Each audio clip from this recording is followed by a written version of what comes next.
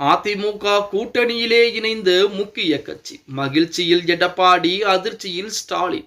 நண்பர்களே, அதிமுக தொண்டர்களாக இருந்தீங்க அப்படின்னா மறக்காம நம்ம சேனலை சப்ஸ்கிரைப் பண்ணிட்டு இந்த வீடியோக்கு ஒரு லைக் பண்ணிருங்க. அனைத்திந்திய அண்ணா திராவிட முன்னேற்ற கழகம் 2026 சட்டமன்ற தேர்தலுக்கு மிகப்பெரிய மிக பிரம்மாண்டமான மெகா கூட்டணியை அமைத்து விட்டார் எடப்பாடி பழனிசாமி அப்படின்னே கூட சொல்லலாம். திமுகவிலே இன்னும் தொகுதி பங்கீடு பிரிக்கப்படவில்லை, கூட்டணி என்பது கூட உறுதி செய்யப்படவில்லை. காங்கிரசுக்கும் திமுகவுக்கும் 7ஆம் பொருத்தமாக இருந்து கொண்டிருக்கிறது என பல செய்திகள் என்பது வெளியாகி கொண்டுதான் இருக்கிறது. ஆனால் அதிமுகவை பொறுத்த வரைக்கும் கூட்டணியை உறுதி செய்து விட்டார். அது மட்டுமல்லாமல் அடுத்தடுத்த சின்ன சின்ன அமைப்புகளாகட்டும், சின்ன சின்ன கட்சிகளை பூரா அதிமுகவிற்கு ஆதரவு நிலைப்பாட்டு கொண்டு வருவதற்குரிய வேலைப்பாடுகளையும் தீவிரமாக இறங்கி அதிலையும் வெற்றி கண்டு விட்டார் எடப்பாடி அப்படின்னே கூட சொல்லலாம். 2024 நாடாளுமன்ற தேர்தலிலே அதிமுகவுடன் கூட்டணி எதுவும் கிடையாது அப்படின்னு சொன்னாங்க. அதேபோல் 2025ஆம் ஆண்டு கடைசி வாக்கிலே அதிமுக பாஜக மட்டும்தான் கூட்டணியிலே இருக்கிறது என சொன்னார்கள்.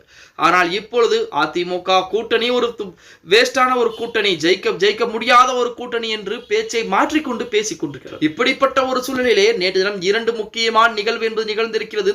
அதுவும் எடப்பாடி பழனிசாமி நேரடியாகவே சந்தித்து ஆதரவுகளையும் கொடுத்திருக்கிறார். சட்டப்பேரவை தேர்தலை முன்னிட்டு எடப்பாடியை சந்தித்து அதிமுக தலைமையிலான கூட்டணிக்கு கொங்கு முன்னேற்ற கழகம், கொங்கு நாடு முன்னேற்ற கழகம் ஆதரவுகளை தெரிவித்திருக்கிறது. அதிமுக தேசிய ஜனநாயக கூட்டணியில் பாஜக, அம்மா மக்கள் முன்னேற்ற கழகம், பாட்டாளி மக்கள் கட்சி பாமக, தமுமுக, தமாக, புதிய நீதி கட்சி, தென்னிந்திய பார்வர்டு பிளாக் கட்சி, ஐஜேகே கட்சி உள்ளிட்ட இந்த வரைக்கும் கூட்டணியை உறுதி செய்திருக்கிறது.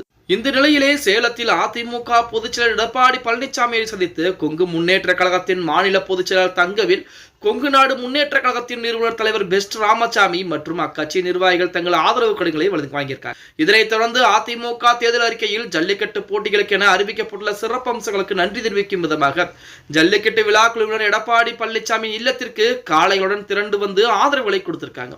ஜல்லிக்கட்டு நடத்த 5 லட்சம் ரூபாய் மானியம், உயிரிழக்கும் வீரர்களுக்கு 5 லட்சம் ரூபாய் இழப்பீடு மற்றும் காப்பீடு உள்ளிட்ட மொத்தம் 10 லட்சம் ரூபாய் என அதிமுகவின் சார்பாக அறிவிப்பு கொடுக்கப்பட்டிருக்கிறது.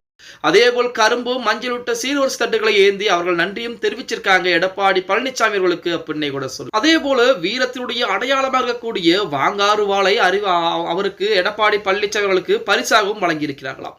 இது அதிமுகவிற்கு வெற்றி முகமாகத்தான் பார்க்கப்பட்டு கொண்டிருக்கிறது அப்படின்னே கூட சொல்லலாம்.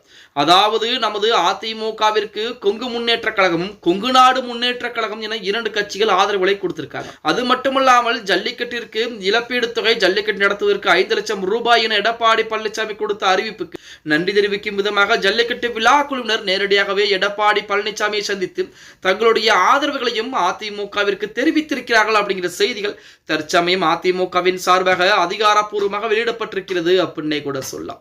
எது எப்படி இருந்தாலும் 2026 சட்டமன்ற தேர்தலில் மிகப்பெரிய ஒரு பலம் வாய்ந்த ஒரு கூட்டணியை தான் அமைத்திருக்கிறார் எடப்பாடி அப்படின்னு சொல்லி ஆகணும். ஓகே கைஸ், வீடியோ பிடிச்சிருந்தா மறக்காம லைக் பண்ணுங்க. அப்படியே நம்ம போடக்கூடிய வீடியோ பத்தின கருத்துக்களை கீழே மறக்காம கமெண்ட் பாக்ஸ்ல பதிவு நண்பா.